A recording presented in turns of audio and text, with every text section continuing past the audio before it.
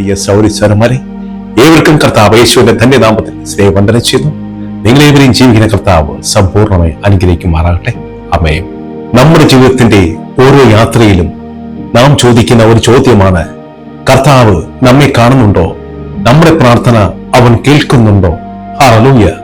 തീർച്ചയായും അവൻ കാണുകയും അവൻ നമ്മെ കേൾക്കുകയും ചെയ്യുന്നു. വിശുദ്ധ യോഹന്നാൻ എഴുതിയ സുവിശേഷം 20-ാം അധ്യായം അതിന്റെ 28-ാം വാക്യത്തിൽ കർത്താവ് യേശു ക്രിസ്തു മരിച്ചവരിൽ നിന്നും 3-ാം ദിവസം ഉയർത്തെഴുന്നേറ്റ ശേഷം തന്റെ ശിഷ്യന്മാർക്ക് ആദ്യമേ പ്രത്യക്ഷപ്പെടുമ്പോൾ അവരുടെ കൂട്ടത്തിൽ ശിഷ്യനായ തോമസ് ഇല്ലായിരുന്നു. മറ്റു ശിഷ്യന്മാർ ഞങ്ങൾ കർത്താവിനെ കണ്ടു, കർത്താവ് ഞങ്ങൾക്ക് പ്രത്യക്ഷനായി എന്ന് പറഞ്ഞപ്പോൾ തോമസ് പറഞ്ഞു, അവന്റെ ആണിപ്പഴുതുകൾ കാണുകയും അവയിൽ എന്റെ വിരലുകൾ സ്പർശിക്കുകയും ചെയ്യുന്നില്ലാതെ ഞാൻ ഏതൊരു കാരണവശാലും വിശ്വസിക്കുകയില്ല. ഹല്ലേലൂയ. പിന്നീടൊരിക്കൽ അവരെല്ലാവരും കൂടിയിരിക്കുമ്പോൾ കർത്താവ് വീണ്ടും പ്രത്യക്ഷനായി, തോമസേ, നിന്റെ വിരലുകൾ എന്റെ ആണിപ്പാടുകളിലേക്ക് കൊണ്ടുവരിക, സ്പർശിക്കുക, അവിശ്വാസിയാവാതെ വിശ്വാസിയാവുക. ഹല്ലേലൂയ. എല്ലാം മനസ്സിലാക്കി വിഷമത്തോടെ തോമസ് പറഞ്ഞു, എന്റെ കർത്താവേ, എന്റെ ദൈവമേ. അതവന്റെ വിശ്വാസ പ്രഖ്യാപനം കൂടിയായിരുന്നു.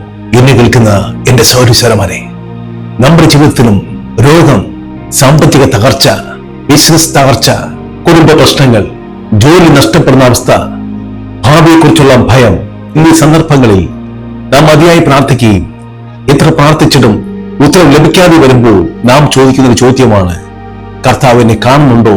എന്നെ കേൾക്കുന്നുണ്ടോ? ഹല്ലേലൂയ. തീർച്ചയായും പ്രിയരെ, കർത്താവുണ്ട്. അവൻ നമ്മുടെ സങ്കടങ്ങളും നമ്മുടെ പ്രാർത്ഥനകളും കേൾക്കുന്നുണ്ട്. ഹല്ലേലൂയ. ജീവിതത്തിൽ പ്രശ്നങ്ങൾ വരുമ്പോൾ ഭയപ്പെടാതെ കർത്താവിന്റെ വാഗ്ദാനങ്ങളിൽ മുറുകെ പിടിക്കാം.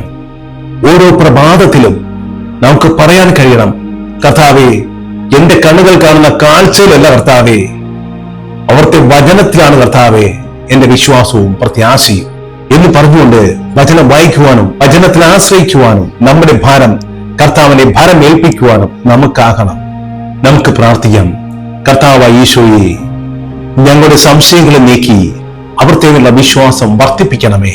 തോമസിനെ പോലെ അവിശ്വാസത്തിൽ നിന്നും വിശ്വാസത്തിലേക്ക് മടങ്ങി വരുവാൻ ഞങ്ങളെ പ്രാപ്തരാക്കണമേ. എല്ലാ രോഗങ്ങളിലും കഷ്ടപ്പാടിലും കുടുംബ പ്രശ്നങ്ങളിലും ഭയപ്പെടാതെ നിന്റെ വചനത്തിൽ ആശ്രയിക്കുവാൻ ഞങ്ങളെ ഓരോരുത്തരെയും ആത്മീയമായി ഒരുക്കണമേ. അവിടുത്തെ ദൈവരാജ്യത്തിന്റെ ആവശ്യങ്ങളെ മാറ്റുകയും ചെയ്യണമേ. പ്രാർത്ഥന കേട്ട് കൃപയായ കർത്താവേ, സ്തോത്രം. യേശുവിന്റെ ധന്യനാമത്തിൽ തന്നെ.